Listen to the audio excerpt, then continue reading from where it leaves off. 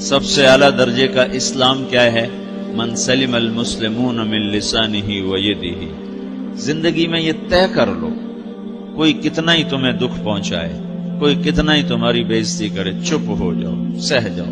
مرنے والے کی کیا عزت، کیا ذلت، میں نے تو مر کے دیکھا ہے، اور مجھے یہ حدیث سمجھ میں آئی ہے بڑی اچھی طرح، موتو قبل ان تموتو، کہ مرنے سے پہلے مر جاؤ۔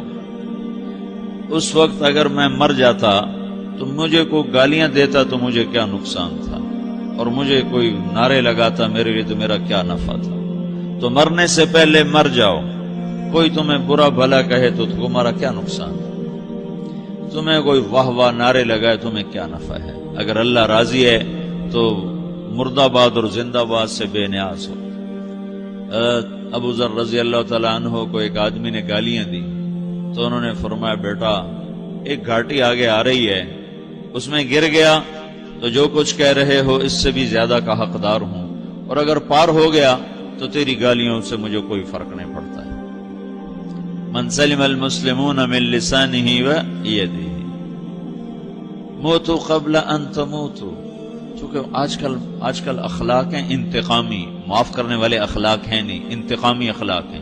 ہمارا معاشرہ انتقامی ہے، اچھا کرو گے تو ہم اچھا کریں گے، برا کرو گے تو ہم برا کریں گے، جیسا کہو گے ویسا ہم سے سنو گے۔ یہ ہمارا ماحول ہے، یہ ہمارا۔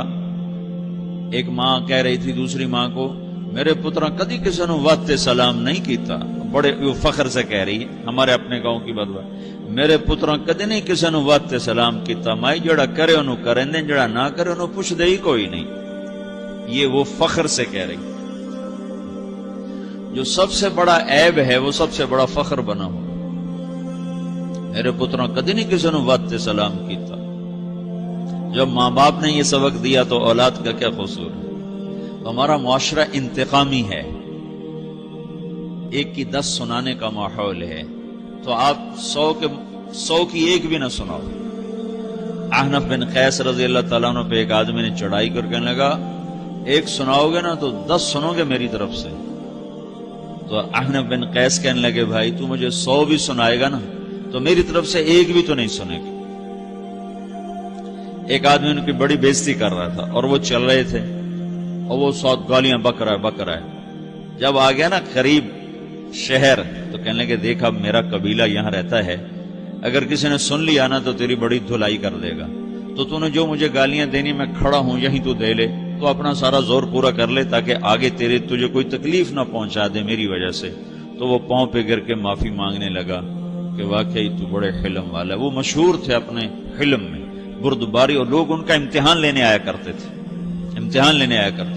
کہ بھئی کوئی ہے جو احنف کو غصہ دلا دے، تو لوگ ناکام ہو جاتے تھے، ان کو غصہ نہیں آتا۔ ایسے ایک عرب سردار گزرا معن بن زائدہ، وہ بھی اپنے حلم میں بڑے مشہور تھے۔ ایک دفعہ لوگوں میں شرط لگ گئی کہ کوئی ہے معن بن زائدہ کو غصہ دلائے تو ہم اس کو انعام دیں گے۔ تو ایک شاعر نے کہا، میں غصہ دلاتا ہوں، تم دیکھنا ایسے سیخ پا ہو جائے گا جیسے جانور۔ تو وہ چلا گیا اس کی مجلس میں، دربار لگا، عرب سردار تھا بہت بڑا، دربار لگا ہوا، تو کہتا السلام علیکم، میں کہا وعلیکم السلام۔ تو معن بن زائدہ پر ایک دور بڑے فخر کا گزرا تھا، پھر اللہ نے اس کو بہت بڑی سرداری دی، بنو عباس کا بہت بڑا یہ وزیر گورنر تھا۔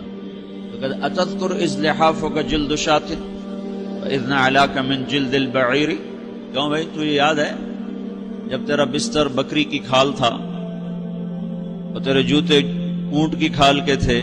تو کہنے لگا کیوں نہیں یاد، بھلا کوئی ماضی بھی بھولتا ہے؟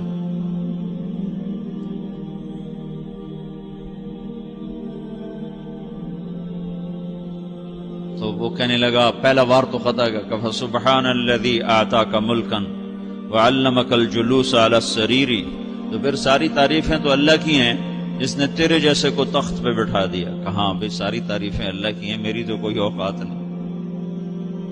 تو کہنے لگا، سأرحل عن دیار انت فیہا وان جار الزمان علی الفقیر، جہاں تیرے جیسا حکمران ہو وہاں مجھے رہنا گوارا ہی نہیں ہے، میں یہاں سے چھوڑ کے نکل جاؤں گا چاہے کتنی تکلیف اٹھاؤں۔ بڑے دربار میں یہ ایک گورنر اور وزیر سے بات ہو رہی ہے، تو وہ کہتا ہے اچھا بھائی اگر تو ہمارے پاس رہے گا تو ہم تیرا اکرام کریں گے، اور اگر تو جانا چاہتا ہے تو تو پھر رافقت کا سلام، تو وہ یہ بار بھی خالی گیا تو پھر کہنے لگا فجد لی یبن ناقصۃ بمال،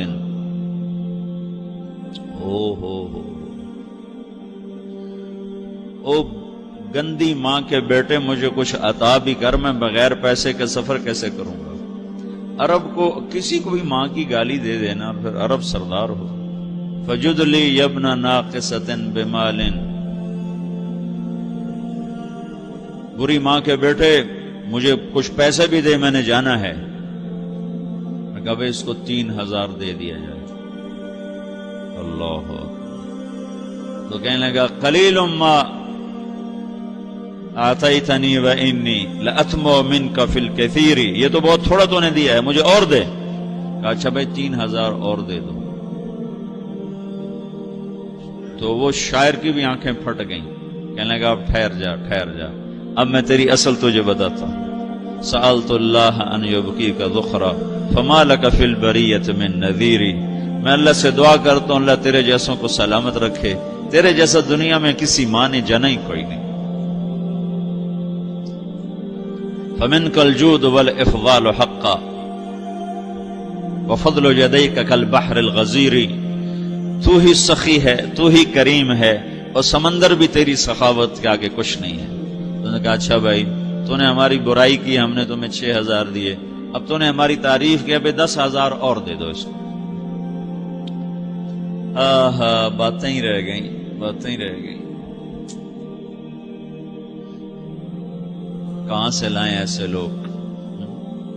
ہمارا معاشرہ انتقامی ہے، بدلہ لینے کا ہے، بدلہ لینے کا. تو میرے ساتھ کیا میں نے بھی کرنا ہے. اعلیٰ درجے کا اسلام یہ سکھا رہا نہیں چپ ہو جاؤ، سلام مت بن جاؤ، سلامتی بن جاؤ، سلامتی کی علامت بن جاؤ. من سلم المسلمون من لسانہ ویدہ. اب وہ سوال کرتا ہے یا رسول اللہ ای الایمان افضل، سب سے اعلیٰ درجے کا ایمان کیا ہے؟ اسلام کیا ہے؟ کلمہ، نماز، روزہ، حج، زکوٰۃ. اعلیٰ درجے کا اسلام کیا ہے؟ من سلم المسلمون من لسانہ و یدہ. یہ اخلاق کا ادنا درجہ ہے، ادنا درجہ ہے. ادنا درجے پر پہنچ کر آپ اسلام میں اعلیٰ درجے پر آ سکتے ہیں. وہ سوال کرتا ہے ایمان کیا ہے؟ تو آپ نے کہا اللہ پر، فرشتوں پر، کتابوں پر، رسولوں پر، موت کے بعد کی زندگی پر، تقدیر پر. اب ایک اور سائل سوال کرتا ہے ای الایمان افضل، سب سے اعلیٰ درجے کا ایمان کیا ہے؟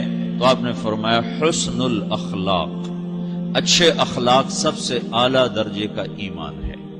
جو آدمی اسلام میں، جو آدمی اخلاق میں، جو مرد عورت اخلاق میں ادنا درجے پر ہوتا ہے وہ اسلام میں اعلیٰ درجے پر پہنچتا ہے. اب اگر وہ اخلاق میں اعلیٰ درجے پر آ جائے تو اب یہ کہاں پہنچے گا؟ اب یہ کہاں پہنچے گا؟ میرا نبی کہہ رہا ہے سب سے اعلیٰ درجے کا ایمان ہے حسن اخلاق، حسن اخلاق. ابو ہریرہ نے پوچھا یا رسول اللہ وما حسن الاخلاق، یہ بھی ایک اور حدیث ہے. یا رسول اللہ حسن اخلاق کیا چیز ہے؟ تو آپ نے 3 چیزیں فرمائی، تصل من قطعک وتعطی من حرمک وتعفو عمن ظلمک. جو تم سے توڑے نہ تم اس سے جوڑو. نہیں کرتا سلام نہ کریں، کوئی ہم چھوٹے باپ کے ہیں؟ ہم تو کبھی بھی نہ کریں، ہم تو کبھی بھی نہ منہ تھوکیں بھی نہیں ہم تو میرا نبی کہہ رہا ہے جو توڑے تم اس سے جوڑو،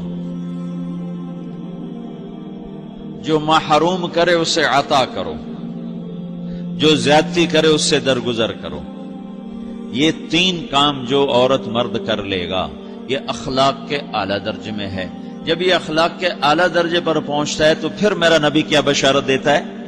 ادنا درجے پر پہنچ کر تو اعلیٰ مسلمان کی بشارت ہے، اور اخلاق میں اعلیٰ درجے پر پہنچ کر میرا نبی کہتا ہے کاد الحلیم ان یکون نبیا، اعلیٰ اخلاق والا بس نبی بنتے بنتے رہ جاتا ہے. اعلیٰ اخلاق والا ایسے ہے جیسے کہ نبی، قریب ہے کہ وہ نبی بن جائے. یہ تو ہے نا ترجمہ، لیکن ہم ہمارے اردو میں کہتے ہیں وہ نبی بنتے بنتے بنتے رہ گیا. کیا مطلب؟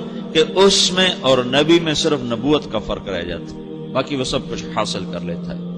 تو یہ سارے دین کا میں نے آپ کو خلاصہ بتایا ہے کہ میری آپ کی ضرورت ہے کہ میرا اسلام اعلیٰ درجے کا ہو، من سلم المسلمون من لسانہ و یدہ، میرا ایمان اعلیٰ درجے کا ہو۔